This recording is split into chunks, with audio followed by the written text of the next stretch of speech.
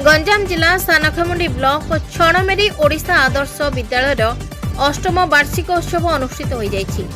सानखमुंडी विधायक रमेश चंद्र जेना मुख्य अतिथि भाव जोगदे कार्यक्रम शुभ उद्घाटन करथिबा बेले सम्मानीय अतिथि भाव सानखमुंडी तहसीलदार रामचंद्र पट्टनायक, दिगपहंडी थाना अधिकारी राजकिशोर पात्र, जोगाण अधिकारी अक्षय कुमार सेठी, समाजसेवी बाबुला तोरा प्रमुख उपस्थित रही वार्षिक उत्सव पालनर उद्देश्य ज्ञापन करने सहित आजर शिशु आसंता काली देशर भविष्यत, तेणु भल पाठ पढ़ी देश जातिर टेक रखापी परामर्श देते।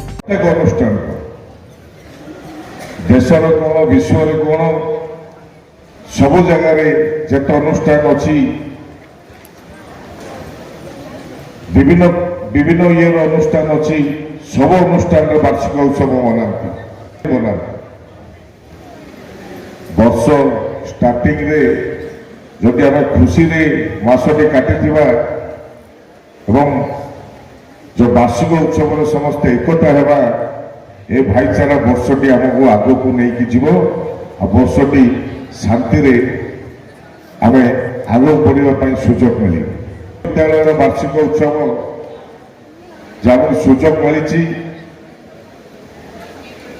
आम कि कहवाई वर्ष को थे स्कूल को आसिकी स्कूल भल मंद बुझा सहित पिला को किसी दिग्दर्शन देवा स्कूल समस्या बुझा एवं पेरेंट्स माने स्कूल हाव भाव बुझा सहित उत्सव जोग देवा।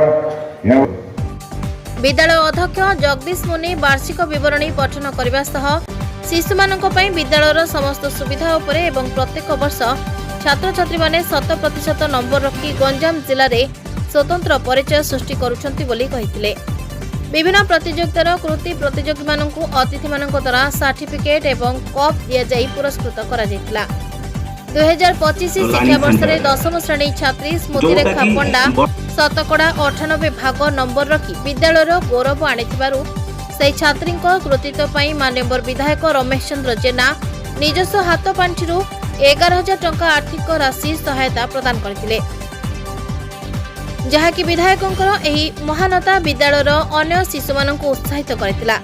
उक्त कार्यक्रम में छणमेरीर युव संगठक लीलू कुमार साहू समेत बहु व्यक्ति विशेष योगदान करथिले। शेषରେ शिशुमानक द्वारा चित्ताकर्षक सांस्कृतिक कार्यक्रम परिवेषण करा जायतिला। कुकुड़ाखंडी रमेश चंद्र बेहेरा रिपोर्ट, जेएमजे न्यूज।